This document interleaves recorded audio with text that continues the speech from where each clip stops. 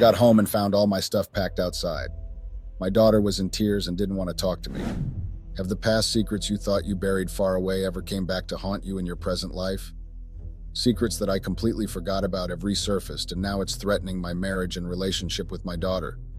I almost ran mad when I got to my home and found all my stuff basically scattered everywhere outside, and then my teary daughter did something unexpected. I'm a wife and a mother, and getting thrown out of my home is the last thing I expected. Jay thought I was running mad, or maybe someone had broken into my home, but unfortunately for me, that was not the case. I mean, I'm not a smoker, so I knew I wasn't hallucinating. I got into the house and was welcomed by my daughter crying. Look, I'm still in shock even 2 weeks later.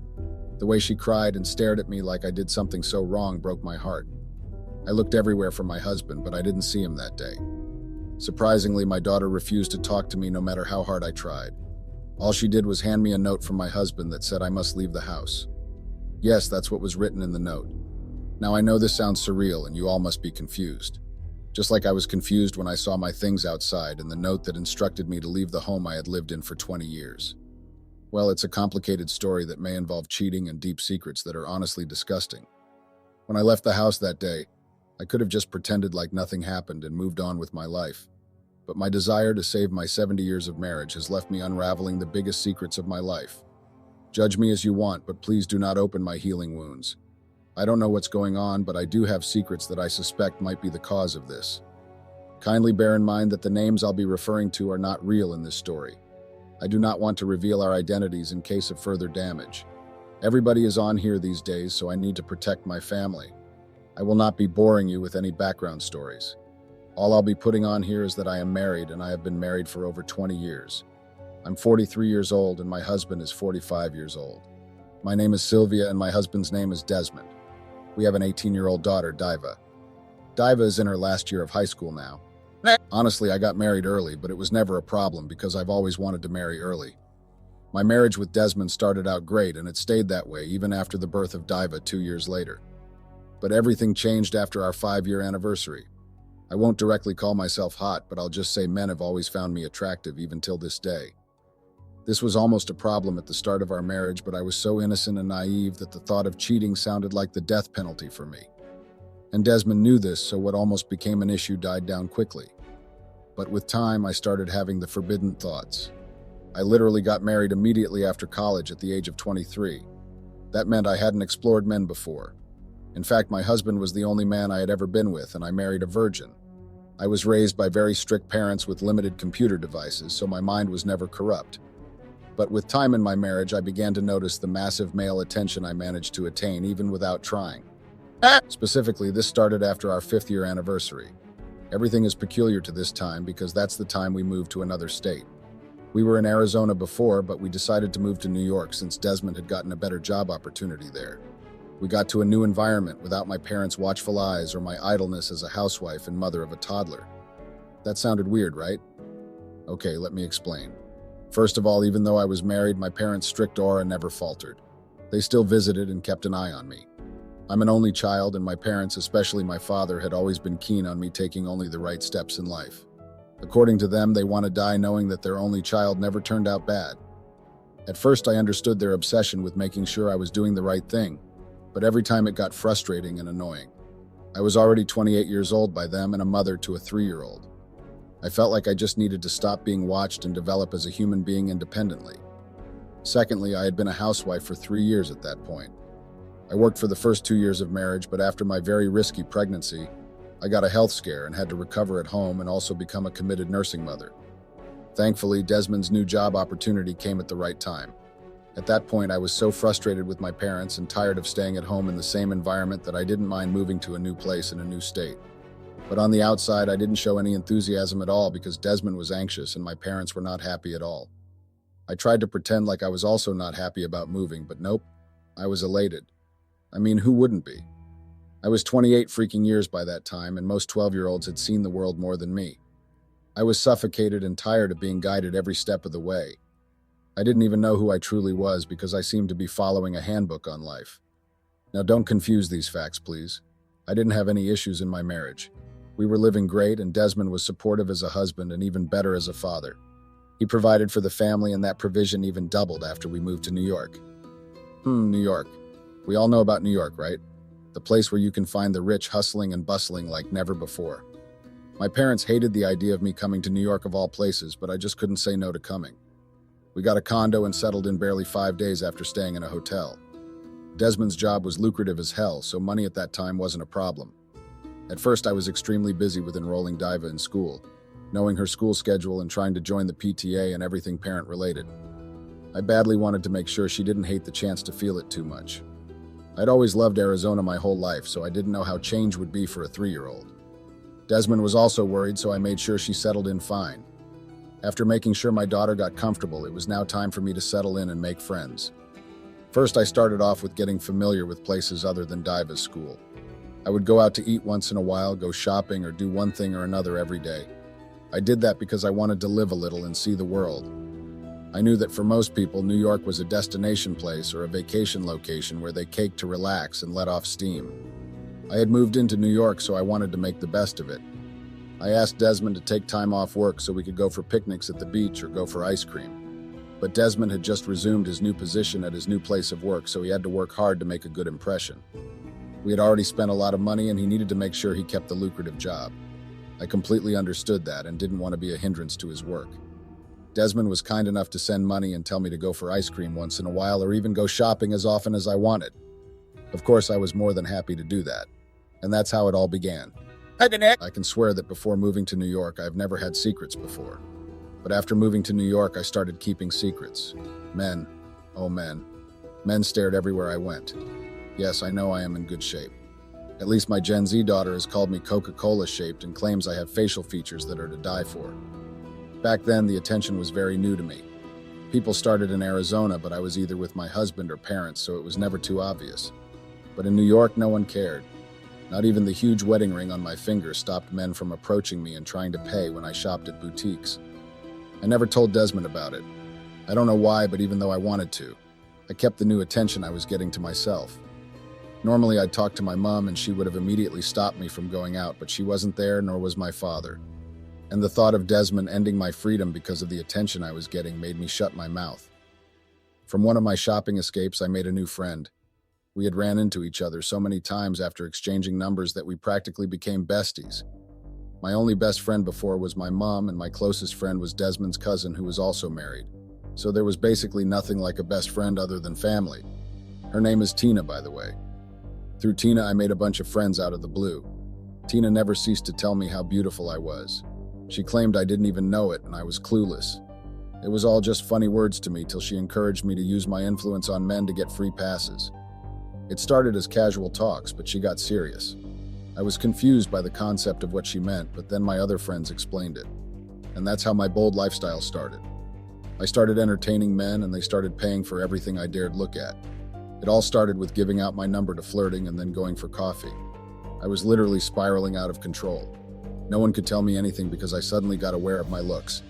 I felt so powerful, and the thrill of running around New York with rich men and having them treat me like a glass that could break any time was surreal. In fact, the money Desmond offered me wasn't enough anymore because I was bringing designer bags and shoes home. My wardrobe got bigger and fuller, and then I made Desmond get me a walk-in closet. Desmond finally noticed something was wrong and asked me about it. I just told him it was all the money he gave me. My husband is clueless about fashion, so the bags looked like normal bags.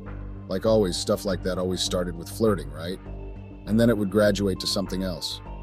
Previously, none of the men I'd flirted with grasped my attention like Jim and Timothy. Jim was just too charming, and I lusted after him badly. It started out as harmless fantasies till I got too invested. I thought he'd be okay with just kissing, but Jim wanted more. I tried to resist, but then he threatened to end things. He claimed not to have time for flirting and wanted more. I was too smitten to say no, so I committed adultery. Jim was the first man I slept with that wasn't my husband. At first, the guilt kicked in and I couldn't look my husband in the eye. But then the bad friends I had made told me I was being too naive. According to them, sharing men and women was not a crime. Because I'd never lived like that before, I was too inexperienced to close out the noise and make things right. I couldn't even dare telling my parents because I knew how it would end. And my only best friend back at home was my husband's cousin. Of course, I knew where her loyalty lay. So I had to keep running back to Tina and our group of friends for advice, and they never gave me good advice, by the way. Things with Jim ended just 6 months after it started because, of course, I discovered that he was a player who only wanted to know how it felt to go under my skirt. Barely 6 months after ending things with Jim and hooking up with two other guys once each, I met Timothy. Timothy. I cannot believe that at almost 30 years I was so foolish. I thought I had fallen in love with my guardian angel. Oh my goodness, I have to facepalm myself right now, lol. I was a married woman with a child who thought she had fallen in love. Timothy and I did a lot of things together, things that I had never even done with my husband. He made me feel like there was no need to have guilt like I did with Jim. I literally became his mistress because guess what? Timothy was also married. His wife traveled often for work while he was fully based in New York, so her matrimonial home became the place to commit adultery. Oh, how stupid I was back then. I would put on Timothy's clothes and move around the house like his wife. I even used his wife's shoes and walked around. I would finish up fast before going to pick Diva from school. That I never played with. Even though I had become a cheating wife, I never joked with my daughter. I can boldly say that I was a fully present mother. Whenever she was in J school, I could do whatever. But when she was back, I dedicated my time to her. Timothy and I became two peas in a pod. He took me to eat out and we went on picnics for as fast as we could. We were very careful because we were well aware of the fact that we were both married, so things had to work out carefully. I didn't want to get caught, and he also didn't want to get caught. I mean, considering the fact that Desmond was already stressed with work, I didn't want him to see me as a disappointment. According to Tina, it was all going to be fine as long as Desmond didn't find out.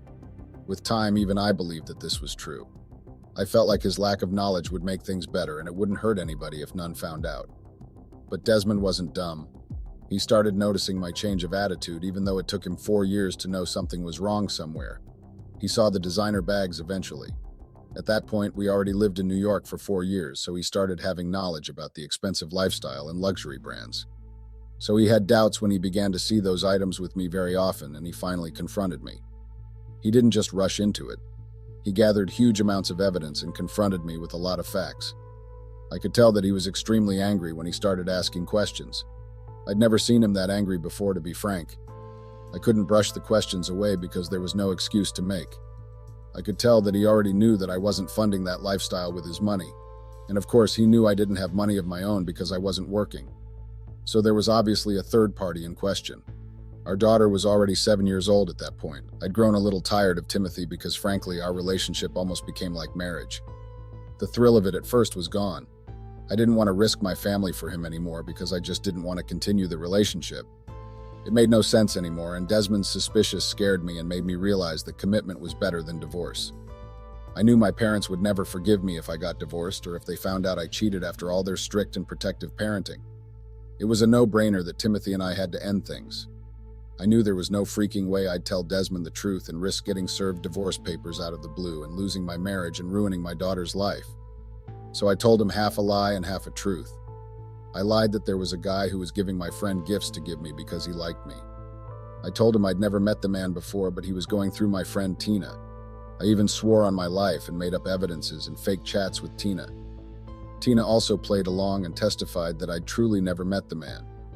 We came up with so much facts and evidence that even I started to believe it. It looked extremely real. With our display, I was able to get out of that situation without a divorce. Though Desmond was angry about me taking the gifts without his knowledge, he forgave me after 2 months of punishing me with no allowance and giving me an unnecessary attitude. But we were able to move past that.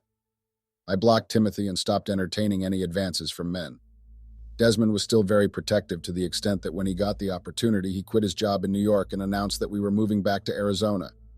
Thanks to his friend, he got a good referral back in Arizona for a job that only paid a lot more than the one in New York. The difference wasn't much, so I asked why we didn't just stay in New York. Desmond said he liked it back home.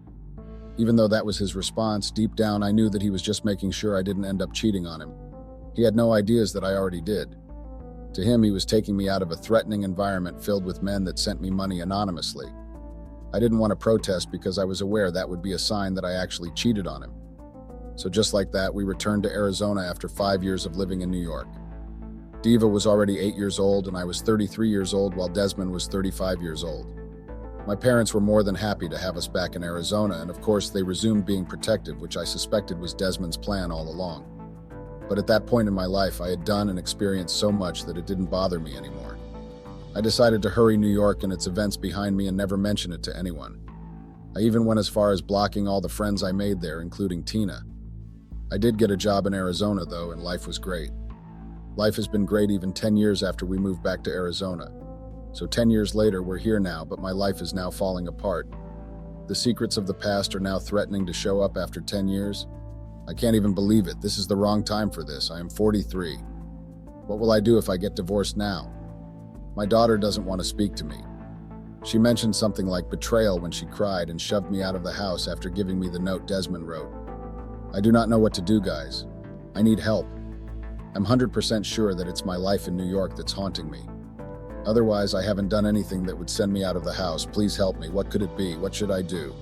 Do you think it's my past resurfacing or something entirely different? Update. My past resurfaced.